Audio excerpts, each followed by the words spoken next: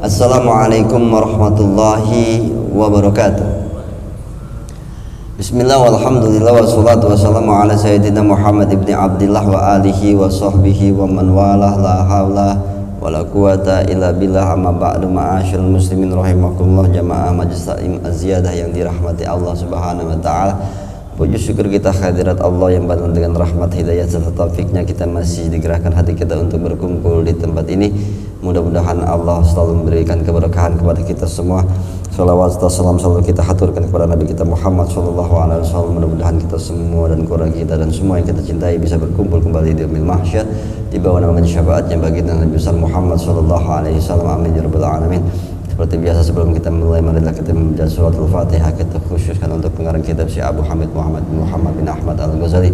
Waman syaraha fi hadzal kitab Syekh Muhammad Ihsan ibn Muhammad Dahlan wa sahibu hadzal maqam Zaid bin Muhammad Amin bin Muhammad Ali Muhammad Ali bin Ada Al-Samad wa usulihi wa furu'ihi wa zuluku kali majma'in Allah yaghfir lahum wa yarhamuhum wa yulid darajatan fil jannah wa in ida alaina min barakati ma asra anwari mulul min afatim fid din wa dunya wal akhirah. Syaurillah lahumul Fatihah.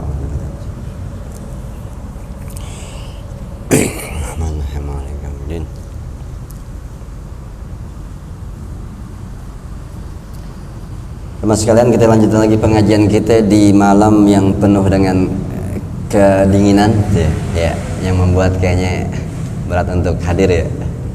Dari tadi hujan ini, kita lagi dalam musim hujan ya. Di sini diuji kemauan kita dalam istiqomah dalam ilmu ya. Istiqomah itu yang agak sulit memang, butuh kesabaran. Istiqomah, nah ini ujian istiqomah itu banyak ya. Ada masalah ujian ini, anak kerja, banyak ujian istiqomah ya. Itu makanya yang ngaji mungkin banyak, tapi yang istiqomah itu yang biasanya sukses. Ini sulit emang istiqomah, emang perjuangannya banyak, melewati segala macam hal-hal ya. Lewat 10 tahun hebat ya, begitu ya. Kita mulai lagi pengajian kita di dalam kitab Sirajut Thalibin halaman 145. Paslon tuh ada ya, udah ketemu paslon enggak? A'udzubillahi samil alim minasyaitonir rajim. Bismillahirrahmanirrahim. Qala Imam Al-Mu'allif rahimahullah wa nafa'ana bi barakatihi fi daurin amil. Faslun fa'alaika biqat'i hadhil aqabati syadidatil mani'ah bidab'i hadhil awarid al-arba'ati wa izahati illatiha wa illa fala tad'uka ya. Kita lanjutin pengajian kita ini masih di tangga yang ke-4 ya. 4 apaan sih tangga ke-4? Rintangan dalam ibadah. Ada berapa ya? Ada 4. Pertama dan dari sini jelasin lagi dah ya. Seyogyanya buat kamu, kata Imam Ghazali, buat kita ini, buat kalian ya, bikot ihadil aqabah, untuk menempuh ini jalan tentang tangga yang ke-4, yaitu rintangan dalam ibadah ya. Rintangan asyadidah, rintangan yang sebenarnya sangat keras, berat. Mani'ah, emang rintangan yang menyulitkan, begitu emang. Mani'ah di sini ya, al-qawiyah ya, rintangan yang kuat, yang keras, kuat ya. Rintangan yang 4 itu beliau juga mengatakan rintangan ini cukup keras dan kuat ya. Bidapi hadil awak ya, dengan coba untuk menguatkan diri menempuh jalan ini, jangan coba untuk menolak ataupun menguasai, atau gimana caranya kita menghadapi 4 rintangan ya. Dari tangga ke-4 ini ada 4 rintangannya ya. Apa itu 4 rintangan ya?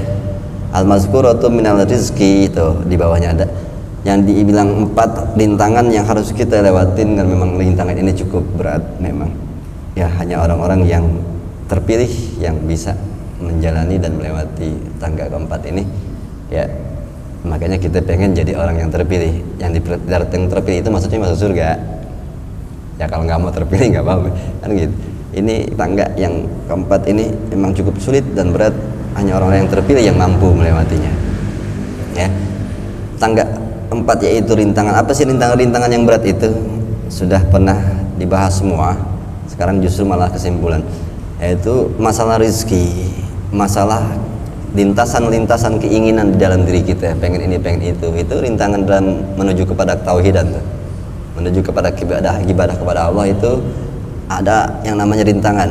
Yang ini cukup berat, yaitu rezeki. Ya, karena udah dipahami dulu kan, gara-gara rezeki kita nyari rezeki, kita lupa sama Allah. Ya, kita lupa ngaji, kita lupa mendalamin agama itu. Yang kedua yaitu akhtar, banyak keinginan-keinginan kehidupan dunia, itu yang membuat kita jadi lupa kepada Allah. Wal qada, dan juga rintangan yang berupa takdir Allah itu. Ya, yang keempat, yang kemarin terakhir kita bahas adalah masaib, musibah. Ya, cobaan-cobaan kehidupan dari Allah, itu yang membuat kita bisa jatuh daripada menuju kepada Allah, gagal. Nah, ini memang cukup berat hal 4 ini, rezeki, keinginan-keinginan, ya, lintasan-lintasan kebutuhan, takdir, terus juga musibah. Ini adalah rintangan-rintangan yang dikatakan cukup berat, tapi kita harus menolak atau melawan ini semua. Wa izaha, ya, untuk menghilangkan illatiha, keburukan ataupun penyakit daripada 4 rintangan ini. Kita harus menundukkan 4 rintangan ini untuk menjadi orang yang soleh. Ya, wa ilah, kalau nggak mampu melewati 4 rintangan dalam ibadah, yaitu masalah tidak mampu bagaimana mengatur rezeki, mengatur hati kita gimana nggak ada lintasan keinginan-keinginan dunia, memahami takdir, terus bisa sabar dalam musibah. Kita nggak mampu semua 4 itu, ya ilam apa itu takto. Jikalau kalian tidak bisa menolak 4 hal itu, fala tad'uka, ya, atadruka gitu, maksudnya tadruka, semua akan menghantui dalam kehidupanmu selalu. Ya, 4 hal itu akan menghantui hidup kita, akan membuat kita berat, dan akhirnya apaan? Dikatakan di sini, maka kalian akan tazkuru maksudaka min ibadah. Kalian akan hilang, tidak akan mengingat, dan sebenarnya harus diingatkan bahwa maksud kalian hidup adalah untuk ibadah kepada Allah. Akhirnya justru tujuan utama kita menjadi hamba Allah menjadi hancur-hancuran. Gara-gara gak mampu menguasai 4 rintangan ini, hidup kita menjadi tidak pada tujuannya. Wa ma khalaqtul jinna wal insa illa liya'budun. Sesungguhnya aku ciptakan manusia jin untuk mengibadahiku. Akhirnya kita lupa tujuan penciptaan kita. Ya, itu. Kalau kita nggak sanggup menghadapi 4 rintangan ini. Wa tatawakkal fiha fadlan, dan gimana caranya kalian bisa, ya, mengutamakan hal yang sebenarnya lebih penting daripada itu semua, yaitu mengabdi kepada Allah. Dikatakan di sini wa antudrikaha fatuhassilaha, ya, jikalau kamu bisa, ya, artinya bisa memahami itu semua, kamu akan sampai kepada tujuan itu. Wa inna likulli wahidin minha, makanya di sini kita disuruh serius untuk menghadapi rintangan-rintangan ini, untuk belajarin, untuk menjalankan dengan sungguh-sungguh, ya, karena hidup cuma sekali, ya. Wa in kulna, karena sesungguhnya setiap sebuah dari rintangan tadi, setiap rintangan yang ada 4 tadi, salah satunya itu suglan, sagilan, ajilan, ajilan, itu mempunyai kesulitan-kesulitan yang amat-amat, baik kesulitan yang sekarang atau kesulitan yang akan datang. Maksudnya 4 hal ini rintangan butuh keseriusan. Kenapa? Cukup sulit gitu. Maksudnya kalau ada sebuah tim musuhnya itu jago banget mainnya, ya harusnya dia lebih serius, ya kan? Untuk bagaimana caranya menghadapi ini musuhnya jago banget soalnya, begitu kan? Makanya butuh kemauan dan kefokusan, ya, keseriusan untuk melawan 4 rintangan ini. Kenapa? Ini cukup sulit gitu. Sedikit yang berhasil, ya, maka itu yang berhasil menjadi orang pilihan, ya, yang pilihan itu yang dikatakan hidupnya bahagia dunia akhirat itu, ya. Makanya kita belajar ini biar ini adalah kitab yang cocok untuk di akhir zaman itu. di mana manusia sudah terpuruk dengan 4 rintangan ini. Justru kita diberi pemahaman sama Ghazali bagaimana kita bisa justru meredam 4 rintangan ini. Hampir semua manusia terpuruk dengan 4 rintangan ini, akhirnya terlihat jauh dari kebahagiaan itu. Ya, bergelimang harta bisa, tapi kebahagiaan jauh. Nah ini dari 4 rintangan ini ada satu yang sangat harus difokusin, ya, yang harus dipikirin atau dipelajari atau kita usaha untuk berjuang paling serius untuk mendalami, untuk memahami bagaimana cara menghadapi satu rintangan dari 4 ini. Apa yang rintangan yang paling penting untuk dihadapi, untuk dikuasai? Kata beliau, inna a'zamaha, sesungguhnya yang paling besar, wa a'dalaha, dan paling rumet, paling sulit dari 4 rintangan adalah amru rizki, masalah rezeki. Ini rintangan yang sampai habis bagian besar manusia nggak mampu, ya, rezeki. Makanya rezeki inilah yang membuat manusia jauh dari Allah, ya. Makanya Ghazali paham, emang ini yang paling berat untuk kita bisa tauhid kepada Allah. Rintangan yang paling berat rezeki, ya. Berapa banyak kita punya ngaji atau apa untuk mendalami sesuatu atau ibadah, gara-gara kerjaan, gara-gara materi, gara-gara proyek, semua ditinggalin, ya. Luar biasa. Rezeki ini adalah rintangan yang paling berat, yang sebenarnya hampir banyak yang gagal. Dan beliau mengatakan pada umumnya manusia nggak sanggup menghadapi masalah rezeki, ya. Kita akuin emang itu masalah paling berat. Ghazali paham, ya. Itu yang paling rintangan yang paling menyusahkan kita untuk bertauhid, ya. Ini watadbiru, dan juga masalah yang paling ribet untuk mengurusnya, ya. Rizki ini bagaimana kita bisa mengatur rizki tetap kita bertauhid kepada Allah, beribadah, mengaji, mendalami agama, ya. Ini mengatur rizki ataupun mencari rizki ini yang paling membuat sebagian besar manusia nggak nyanggup, ya. Pasti kalah sama urusan rezeki ketimbang. Jadi kadang-kadang mereka menggadaikan ketauhidan mereka menggadaikan akhirat mereka demi rezeki. Bayangin tuh. Dan itu pada umumnya manusia nggak sanggup di rintangan yang pertama ini. Nah, maka beliau dari 4 rintangan yang paling berat, yang paling harus difokusin adalah masalah rezeki, ya. Ya, kita harus akui beliau benar. Pada umumnya kita ini, ya, mau ngaji mau apa puyengnya di urusan rezeki, ya. Itu fa innahul baliyatul kubra li amatil khalq, karena yang namanya urusan rezeki itu cobaan terbesar, cobaan yang paling menyulitkan, yang besar, yang terjadi di mayoritas makhluk, ya. Pada umumnya manusia, ya, cobaan yang dia nggak sanggup adalah masalah rezeki. Ujian rezeki membuat mereka jauh dari Allah. Itu yang terjadi, ya.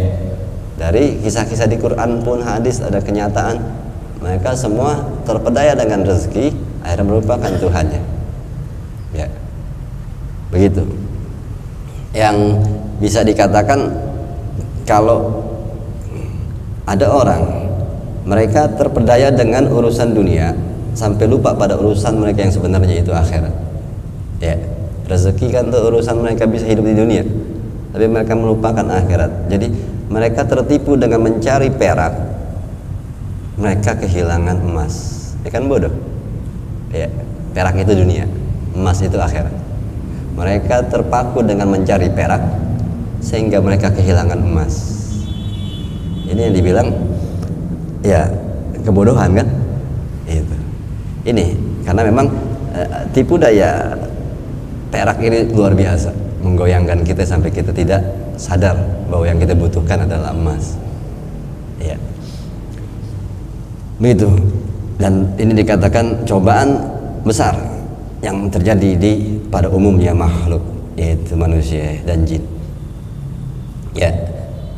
Tipu daya yang sangat besar yaitu rezeki, ai aktsarihim at'aba, sebagian besar dari mereka manusia pada umumnya ujian ini melelahkan mereka, melelahkan jiwa mereka, lelah hati, capek ya, jiwa tergoncang karena terlalu banyak yang diinginkan, dipengen. Jadi rezeki ini membuat hidupnya menjadi, jiwanya menjadi lelah ya. Itu pada umumnya yang terjadi manusia. Lalu juga wasagolat qulubuhum, dan hati mereka menjadi disibukkan dengan urusan rezeki sampai hatinya tidak tersisa urusan Allah ya.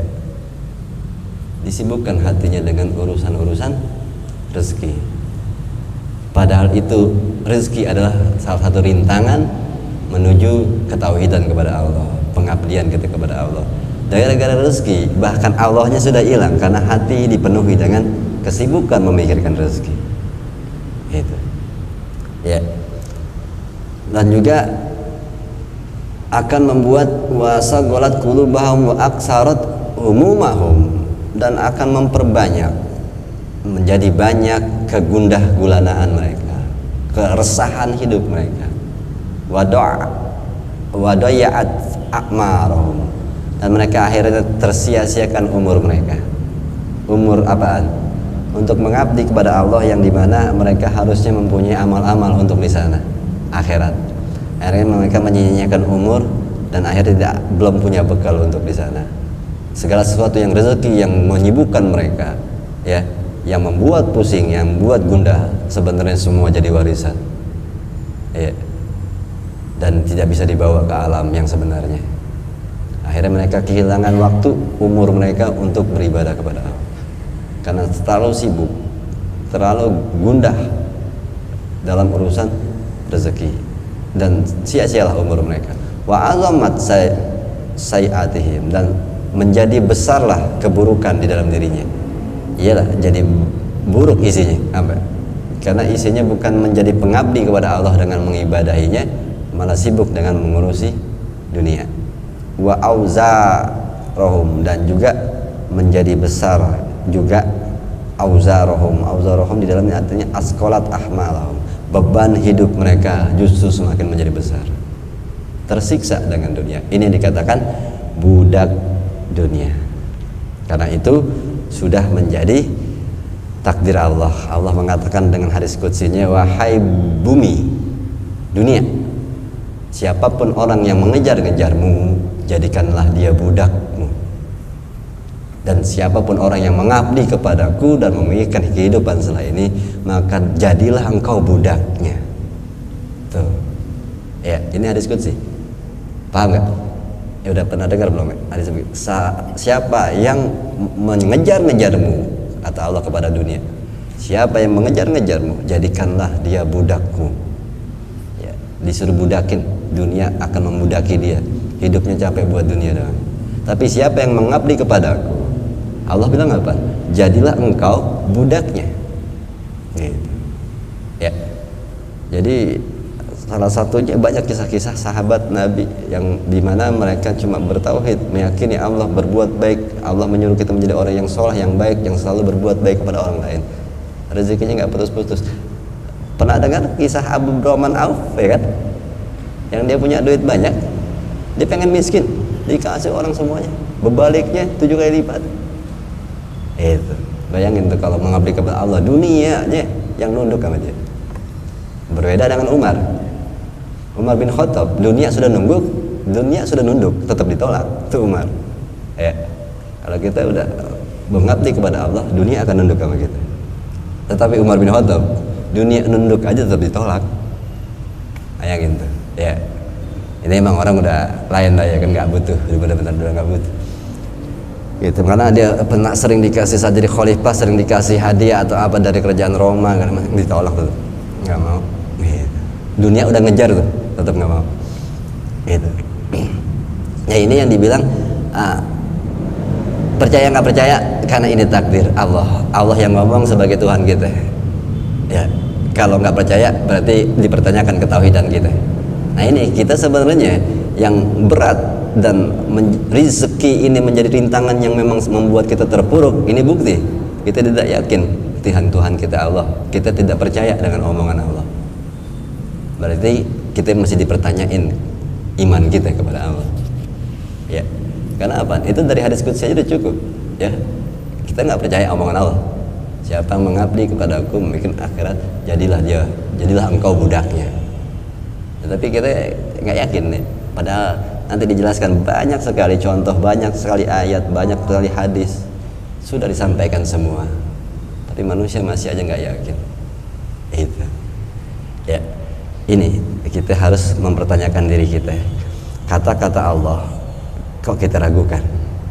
Pertanyaannya, kita masih dipertanyakan keimanan kita kepada Allah. Kok kurang-kurang yakin omongan Tuhan kita? Amanah billah, ya, aku beriman kepada Allah, ini mesti dipertanyakan. Ya, kenapa? Kalau kita percaya percaya bahwa Tuhan kita Allah, pasti harus percaya omongannya. Ya, tapi kenapa kita masih merasa ragu dengan ketetapan-ketetapan Allah yang ada di Quran?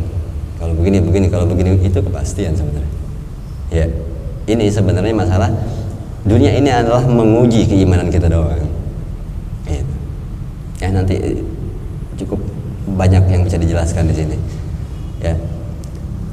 Lalu bahwa dunia ini, siapa yang sibuk dengan tertipu ataupun kalah dengan rintangan yang berupa rezeki, yaitu wa adalat bihim anillahi ta'ala, mereka akan memalingkan diri mereka dari Allah, mulai ngelupain Allah, ibadah mulai kurang, apalagi ngaji, apalagi membaca kitab. Sudah sampai bisa jadi yang kewajiban pun ditinggalkan 5 waktu. Luar biasa. Ya, mereka berpaling dari Allah. Wa khidmatihi ila khidmatid dunya, dan akhirnya dia mengabdi kepada dunia, bukan lagi kepada Allah. Padahal kita diciptakan untuk mengabdi kepada Allah. Tahu-taunya pindah, kita mengabdi kepada dunia. Itu. Kalau kita udah sampai mengerjakan sesuatu, sampai meninggalkan sholat, urusan-urusan dunia, kerjaan atau apa, meninggalkan sholat, ini sudah dikatakan yang kayak gini, mereka sudah berpaling, ya, mengabdikan dirinya bukan lagi kepada Allah, tapi kepada dunia. Gitu. Pindah Tuhan dong begitu jadi. Ini jadi harus dipertanyakan lagi kita nih. Ya. Wa khidmatihil makhlukin. Nah ini, dan juga mereka sudah mengkhidmatkan diri mereka, mengabdi kepada makhluk, membudakkan dirinya kepada orang. Ya. Kalau bos bilang nggak usah sholat Jumat dulu, kerjaan itu, nggak kalau membayang Jumat. Nah ini, Tuhannya udah pindah, bukan Allah lagi, tapi atasan. Ya. Sholat Jumat Allah yang nyuruh, kerjain tugas rapat bos yang nyuruh. Milih mana? Jumat, berarti Tuhan kita masih Allah. Kalau kita milih rapat, Tuhan kita atasan. Begitu aja udah. Ya. Ya. Fa'asyu fid dunya, maka akhirnya mereka yang seperti ini akan hidup di atas bumi ini fi ghaflah, di dalam suatu kelalaian hidup. Ya. Ghaflah, lalai. Kenapa dikatakan lalai? An khidmati rabbihim wa ta'atih, gitu. Lalai daripada tugas yang sebenarnya diciptakan kita, yaitu mengkhidmatkan diri kepada Allah dan taat kepada Allah. Itu tujuan kita diciptain. Ya, tadi udah dikasih tahu awal ayat, wa ma khalaqtul jinna wal insa illa liya'budun, tidaklah aku ciptakan manusia dan jin kecuali untuk mengabdi kepadaku. Kita lupa tujuan awal kita diciptain. Ya, itu yang dibilang makanya ghaflah, lalai. Kita lalai pada tujuan kita diciptain. Sebenarnya tujuan kita diciptain adalah untuk mengabdi kepada Allah. Gitu, kok jadi kita mengabdi kepada makhluk Allah yang lain? Sama-sama makhluk kan? Gitu. Dan juga wa fi ghaflatil wa zulmatin wa ta'abin, maka akan jadi mereka orang-orang yang lalai dari taat kepada Allah, wa zulmatin, dan jadi gelap di sini maksudnya min dakhanis sawagil, di mana mereka tertutup dengan asap-asap kesibukan, maksudnya saking sibuknya jadi akhirnya lupa kepada pengabdian kepada Allah. dan juga akhirnya wa ta'abin capek, wa nasobin lelah. Ta'ab capek, nasob lelah. Ya. Makanya ini nasob ta'ab ini ada kata-kata di doa yang Allahumma barik apa Allahumma apa nih? Arzuqna gimana sih doanya? Barzukna halalan thayyiban katsiran wasi'an mubarakan fi biwari ta'abin wala masaqatin wala nasbin wa dairah. Itu doa serem tuh ya. Allah, makanya ini doanya sebenarnya pantas buat orang yang sudah bertakwa. Makanya kita bertakwa dulu, habis bertakwa doanya begini. Itu. Ya. Makanya kita lagi belajar untuk menjadi bertakwa nih. Setelah bertakwa baru baca doa itu. Allahumma inna nas'aluka ilman nafi'an. Ya Allah berikanlah kami ilmu yang manfaat wa ilman nafi'an wa amalan wa aqlan zakiyan, akal yang cerdas, jangan kurang bodoh, jangan gitu, cerdasin dikit walaupun kita ya kurang makan tapi minta sama Allah cerdasin kami ya Allah, aqlan zakiyan wa fahman syari'an, ya cepat pahamnya ya, jangan gurunya doang yang paham gitu. Cepat ya Allah minta cepat pahamnya, aqlan zakiyan wa fahman syari'an wa fahman syari'an muwafaqan, ya cepat dan juga paham. Cepat doang nggak paham ngapain. Muwafaqan apa lagi, bukan fahman syari'an muwafaqan wa qalban khasyian, jadikanlah kami yang punya hati yang khusyuk, wa yakinan shadiqan, keyakinan yang sebenarnya yakin kepada Allah, amalan mutaqabbalan, dan amal kami diterima, baru warizqan, dan berikanlah kami juga rezeki halalan thayyiban, tuh banyak banget, halal baik, kasiron banyak, mubarakan berkah, halalan thayyiban kasiron mubarakan fih, ada keberkahan di dalamnya, bighairi ta'abin, enggak pakai capek, wala nasobin, enggak pakai susah, wala nasobin wala dairah, enggak pakai berat, nggak pakai bahaya, nggak pakai capek, nggak pakai lelah, nggak pakai susah. Nah ini rezeki model mana begini? Bighairi ta'abin wala masaqatin wala nasobin, nggak pakai capek, nggak pakai susah, nggak pakai bebat. Tahu kerjaannya dikit, duitnya banyak, gitu. Ya, ngomong doang, soalnya ada yang jual tanah, gitu. Tahu-taunya orang proses, atau dia berapa bulan kemudian datengin lagi. Ente waktu itu yang nunjukin ya tanah di sana, amnya udah deal nih, udah nih ente akan kasih 1 miliar, wih, nunjuk doang 1 miliar, tuh, nggak pakai capek, nggak pakai susah, nggak pakai lelah, enak nggak? Belum pernah coba aja ya?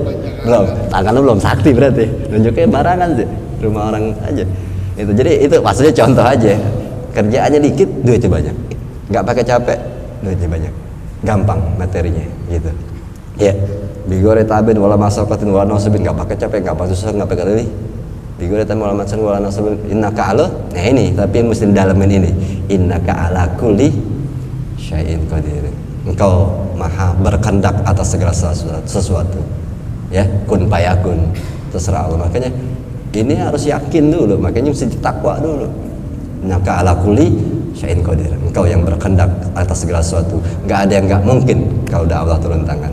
Yang waktu itu diceritain kan, ya, yang dapat bini dia punya utang banyak, terus dia mau bayarin tuh utangnya, tapi harus ngawinin dia, gimana kayak itu, pokoknya begitu dah, ya kan. Itu, jadi kan bighairi ta'abin wala maqsad, nggak pakai capek, nggak pakai susah, nggak pakai letih, datang duitnya buat bayar utang 3 miliar, bayangin, nyari berapa tahun kita kerja habis-habisan juga belum dapat 3 miliar.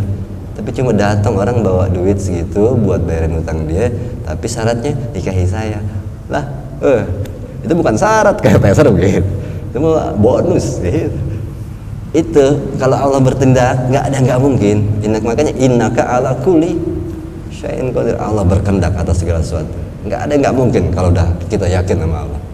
Innaka ala kulli syai'in qadir. Allah maftah lana futuhal arifin, ya Allah bukakan kami pintu-pintu arif.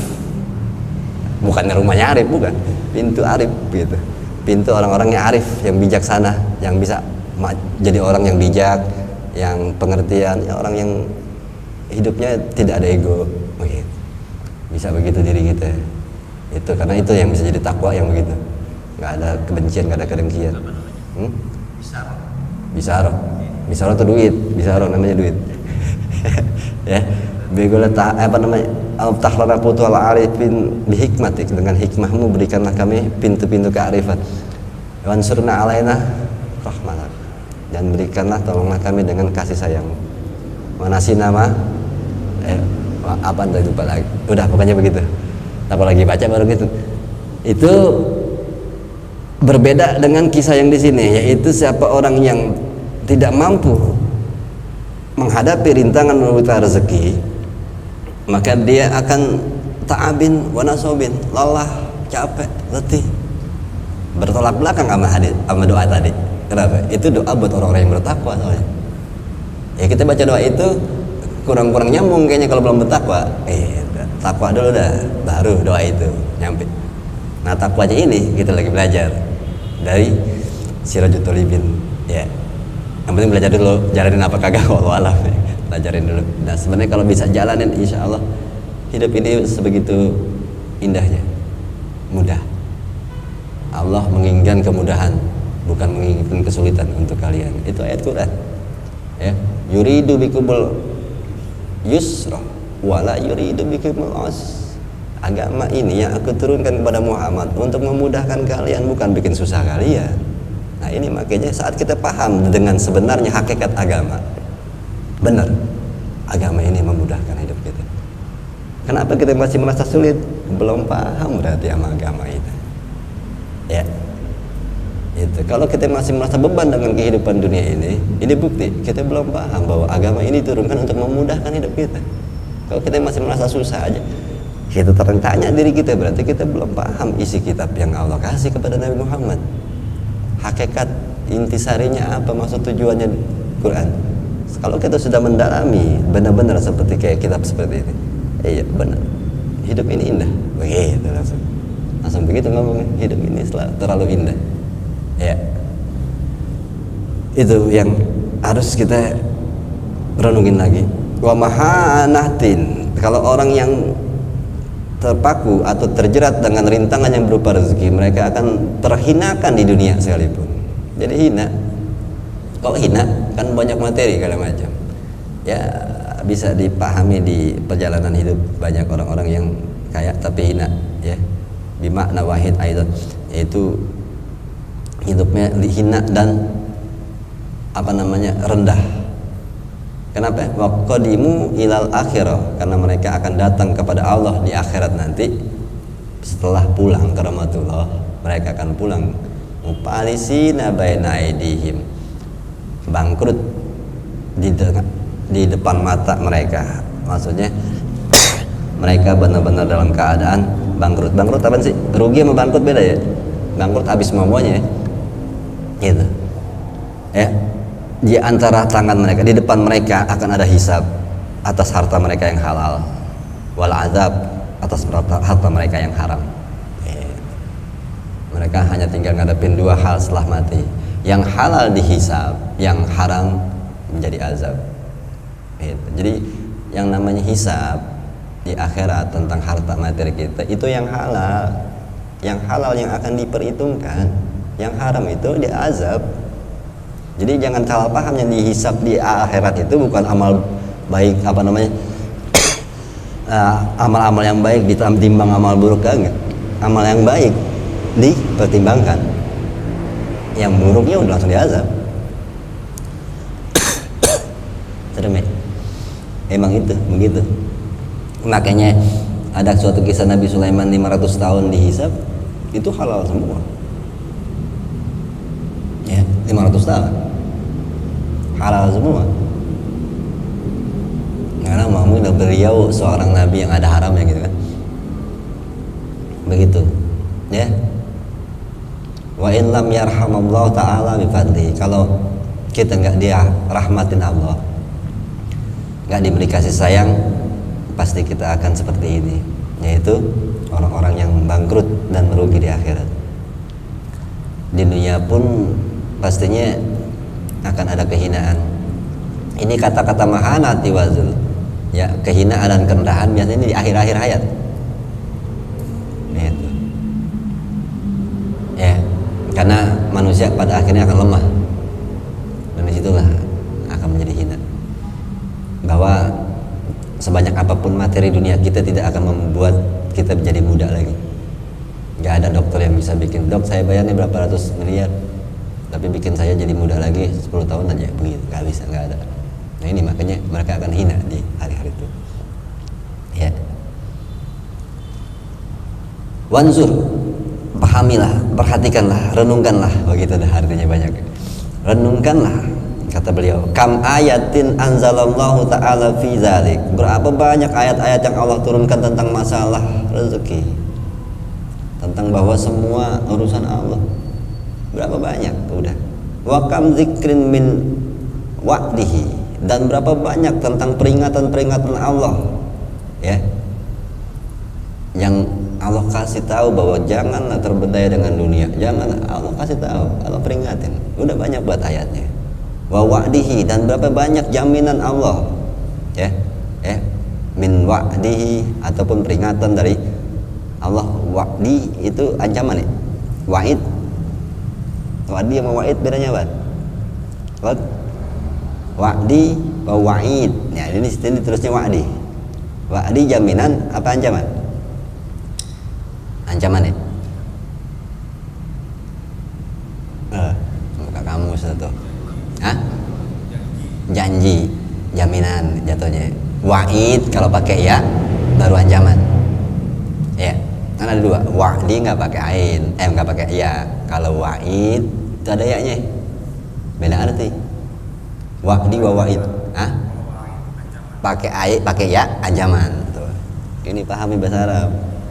Ini sering di kitab tulisan itu, wa'di wa wa'id. Wa'di itu janji, wa'id ancaman. Itu Quran isinya kan begitu. Berapa banyak udah ancaman dari Allah, janji. Janji Allah, wa dhamanihi, dan jaminan Allah, wa qasamihi, dan juga sumpahnya Allah ala zalik, masalah-masalah rezeki. Allah bahkan bersumpah, sungguhnya makhluk yang melata di sini di dunia ini aku kasih rezeki. Itu Allah udah jamin, Allah ngomong, kita nggak percaya ya. Padahal itu Tuhan kita ya kamu. Berapa banyak Allah mengatakan di dalam Al-Quran gitu. Walam tazal, tapi senantiasa kita maksudnya walam tazal anbiya'u, senantiasa para nabi, tidak henti-hentinya nabi diturunkan sampai Nabi kita Muhammad sering menyampaikan, wal ulama, dan juga ulama-ulama penerus para nabi, penerus nabi kita Nabi Muhammad, ulama-ulama sering menyampaikan, ya'izunan nas, sering nasihatin manusia, wa yubayyinuna lahum, dan selalu sering ngasih tahu penjelasan bagaimana sebenarnya jalan yang sebenarnya ya. Wa yasifun wa yusannifunal kitab, bahkan para ulama mengarang kitab seperti kitab-kitab kayak gini. Banyak banget mereka udah usaha.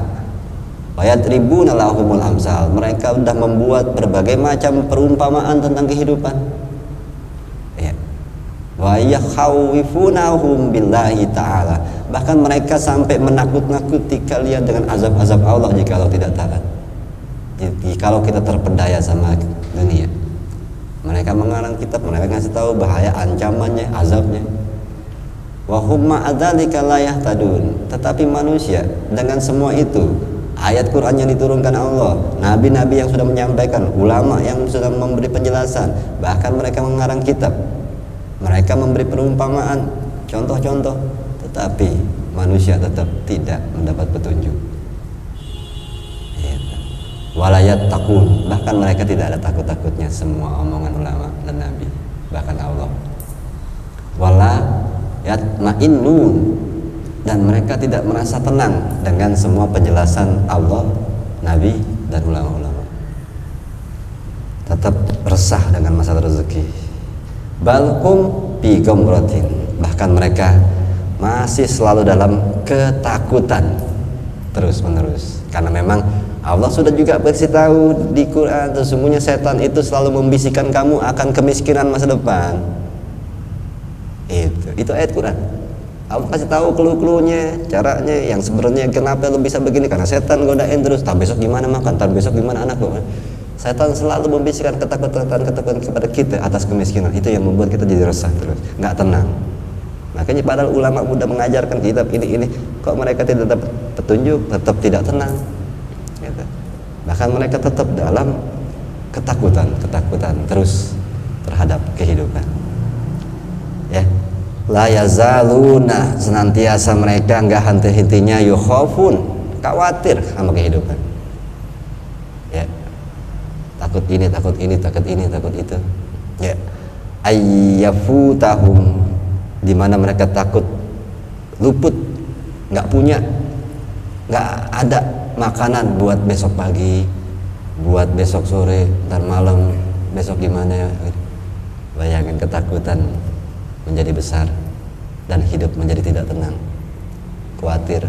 Itu wa aslu dzalika kullihi qillatut tadabburi. Semua itu dasarnya karena mereka tidak menghayati ayat-ayat Quran, tidak memahami, tidak merenungi ayat-ayat Quran yang Allah turunkan kepada Muhammad. Wakilatu, dan juga karena mereka sedikit pikiran mereka tidak paham apa yang tentang cara Allah menciptakan atau ajaibi khalqihi, luar biasanya Allah menciptakan urusan rezeki.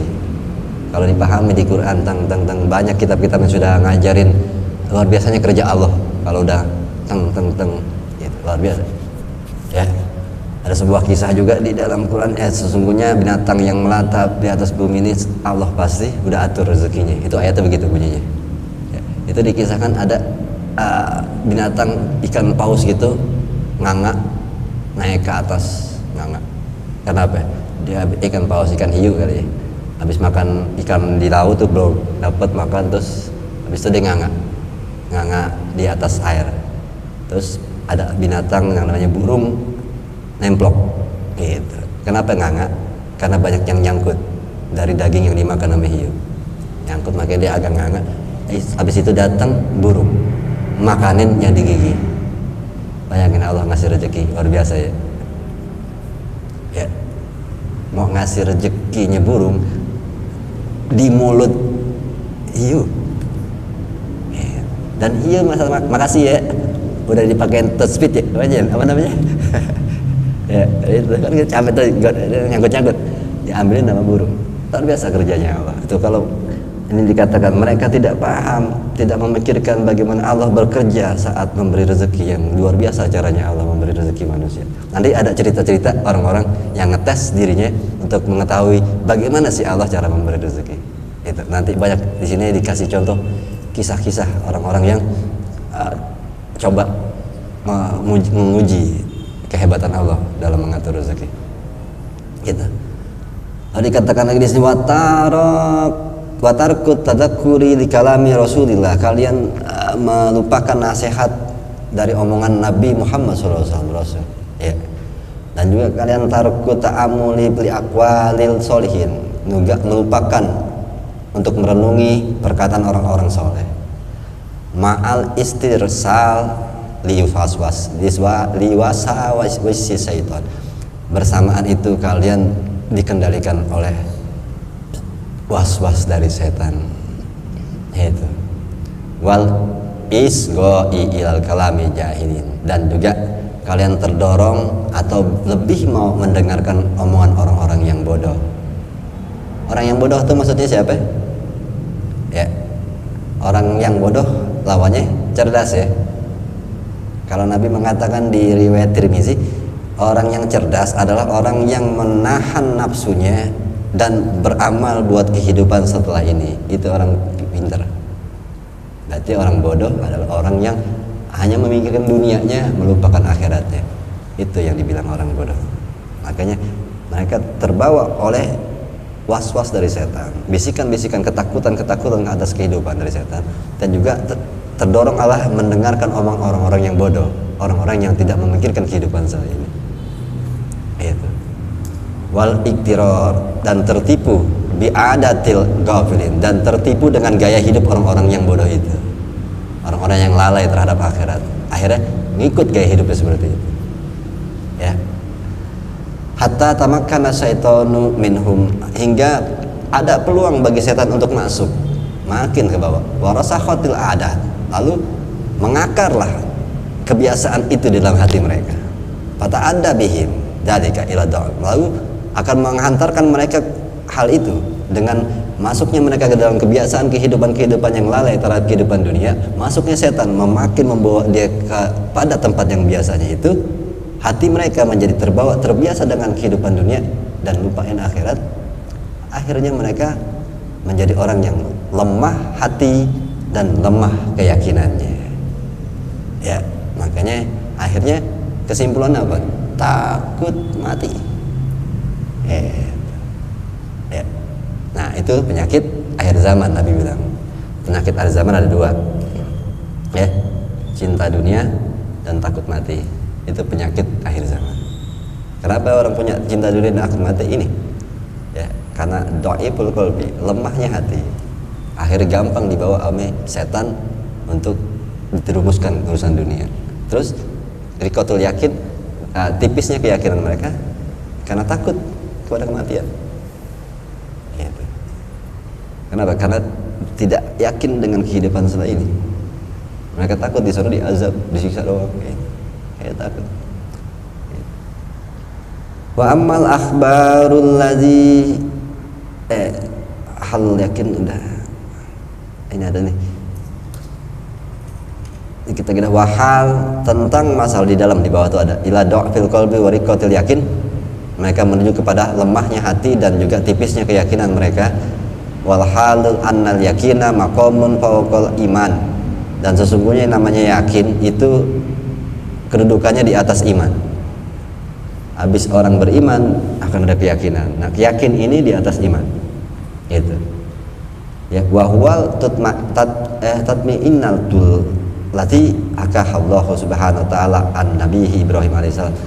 Nah, ini yang dibilang yakin itu adalah di atas iman. Apa yang dibilang yakin itu di atas iman? Yakin adalah ketenangan jiwa, tatma'innu qulub. Itu keyakinan. Bil qalbin salim, itu ketenangan. Ya, tenang, yakin itu adalah tatma'in, tenang, orangnya tenang, jiwanya tenang. Ya, orang jiwa tenang itu yang dibilang keyakinannya tinggi. Yakin ternyata di atas keimanan. Di mana Allah menceritakan masalah yakin itu di atas iman tentang kisah Nabi Ibrahim alaihissalam, di mana Allah mengatakan aulam tu'min. Ya, bukan tidaklah kamu sudah beriman wahai Ibrahim. Ya, dia minta ditunjukin kehebatan Allah. Itu Allah, kalau memang Allah memang sudah ada, kan dia udah ketemu Allah tuh, maksudnya udah menemukan Tuhan, ya dia yakin, ya Allah tunjukin dong sesuatu kehebatanmu. Kata Allah, bukankah kamu sudah beriman? Mau ditunjukin lagi kok? Gitu. Iya, kata Ibrahim, bala, ya, walakin litatma'inna qalbi, tapi aku pengen kau nunjukin kehebatanmu lagi untuk membuat hatiku lebih tenang. Nah, itu yang dibilang ternyata dia sudah beriman, tapi dia pengen membuat lebih yakin. Nah, ternyata iman habis itu buat yakin. Kenapa? Nabi Ibrahim begitu. Saat dia minta Allah menunjukkan kesaktiannya, kehebatannya, gitu. Allah mengatakan, wahai Ibrahim, bukanlah kamu sudah beriman? Aku Tuhanmu. Iya Allah, aku tahu. Tahu kenapa kamu minta bukti-bukti lagi kehebatanku? Biar tambah yakin. Nah, ya, untuk menenangkan jiwa. Itu. Jadi yakin itu adalah ketenangan jiwa, penerimaan. Itu makanya dia jawab, ya emang saya sudah beriman, tapi saya pengen engkau menunjukkan kehebatanmu lagi, litatma'inna qalbi, untuk menenangkan jiwa. Ini bukti dikatakan bahwa yakin di atas keimanan. Nah, orang yang sudah tergelimbang dengan tipu daya dunia, makanya keyakinannya akan lemah. Ya, saat keyakinan lemah, pastinya sangat takut dengan kematian. Gitu. Wa ammal akhbarul ladzi hum ulul absari wa arbabul jiddi wal ijtihadi. Adapun orang-orang pilihan yang mana mereka adalah orang-orang yang punya akal yang cerdas, akal yang sehat, yang memiliki kesungguhan dalam berjuang menuju kepada ketauhidan. Mereka punya cerita-cerita di mana mereka menguji keimanan mereka, keyakinan mereka dengan coba menyerahkan rezeki kepada Allah. Banyak kisahnya. Minggu depan insya Allah kita lihat mereka menguji diri dengan jalan ke padang pasir, nggak bawa apa-apaan, mau buktiin Allah ada nggak? Itu kita mau jalan kemana? jalan-jalan tapi nggak bawa apa-apa ya. Cuma bawa TU aja, dibawa TU gitu ya. Ya, sampai sini aja insyaallah ada manfaatnya. Lihat Nabi hadratin Nabi Muhammad sallallahu alaihi wasallam. Al-Fatihah. A'udzubillahi minasyaitonir rajim. Bismillahirrahmanirrahim. Alhamdulillahirabbil alamin arrahmanirrahim maliki yaumiddin iyyaka na'budu wa iyyaka nasta'in ihdinas siratal mustaqim siratal ladzina an'amta alaihim ghairil maghdubi alaihim waladdallin. Fanaka alhamdulillahirrahmanirrahim hamdan wa marhamna hamdana wa fa'na bi alamdun wa alimna ma yanfa'una. Rabbi zidna ilma warzuqna fahma bi rahmatikal wasi'ah rahmar rahmin wa fahtah wa Allahumma aftah lana futuhal arifin bi hikmatik wansur alaina rahmatak bi rahmatikal wasi'ah ya rahman sallallahu Muhammad walhamdulillahirabbil alamin. Assalamualaikum warahmatullahi wabarakatuh.